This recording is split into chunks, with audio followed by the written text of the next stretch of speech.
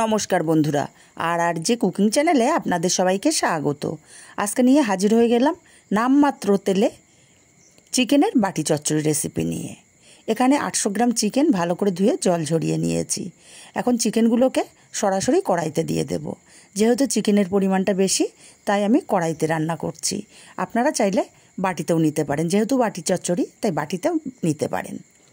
দিয়ে দিলাম হাফ চামচ হলুদ, হাফ চামচ লঙ্কার গুঁড়ো, ঝালটা যে যার স্বাদ অনুযায়ী দেবেন। আর দিলাম দুটো আলুকে 4 টুকরো করে, 8 টুকরো।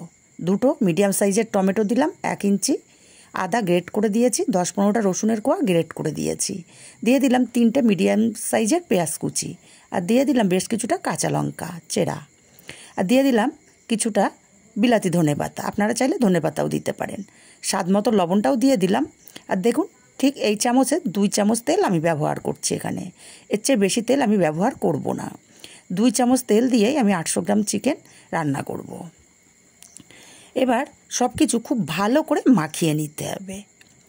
এই রান্নার মূল উদ্দেশ্য মাখানোটা যত ভালো হবে, এই বাটি চচ্চড়ির টেস্টটা তত ভালো হবে। আর টমেটোগুলো এইভাবে হাত দিয়ে টিপে টিপে গলিয়ে দিতে হবে।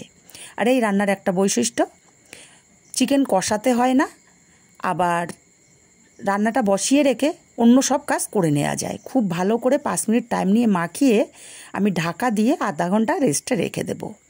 আধা ঘন্টা পর ঢাকাটা খুলে নিলাম। এখন 1 গ্লাস জল নিয়েছি। আমি এই হাফ গ্লাস জল এখানে দিয়ে দিচ্ছি। দেখুন, আর হাফ গ্লাস জল এখানে আছে। আমি কড়াইটা এখনও গ্যাসে বসাইনি, খুন্তি দিয়ে ভালো করে মিশিয়ে দেব। প্রথমে খুব ভালো করে মিশিয়ে তারপরে কড়াইটা গ্যাসে বসিয়ে হাই ফ্লেমে 10 মিনিট রান্না করে নেব। দেখুন, চিকেনটা ফুটতে শুরু করেছে। এখন একটু নেড়ে দেব, দিয়ে আমি এইভাবে 10 মিনিট ফুটিয়ে নেব। বন্ধুরা, রেসিপিটা ভালো লাগলে একটা লাইক দিতে ভুলবেন না। দেখুন, 10 মিনিট রান্না করে নিয়েছি, চিকেন থেকে অনেকটাই জল বেরিয়ে গেছে। এবার গ্যাসের ফ্লেমটা একদম লোতে করে দেব, দিয়ে ঢাকা দিয়ে আমি আরও 10 মিনিট রান্না করে নেব। এই চিকেনের রেসিপিটা রান্না করতে টাইমও খুব কম লাগে। আরও 10 মিনিট রান্না করে নেওয়ার পর ঢাকাটা খুলে নাড়াচাড়া করে দেখে নেব আলু আর চিকেন কেমন সেদ্ধ হলো।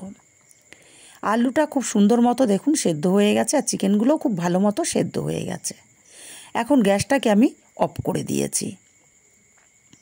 এবার এখানে দিয়ে দেব 2 চামচ পরিমাণে কাঁচা সর্ষের তেল।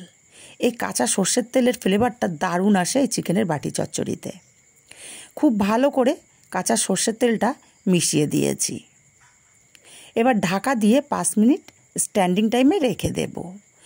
5 মিনিট পর আমি আলাদা পাত্রে নামিয়ে নিলাম।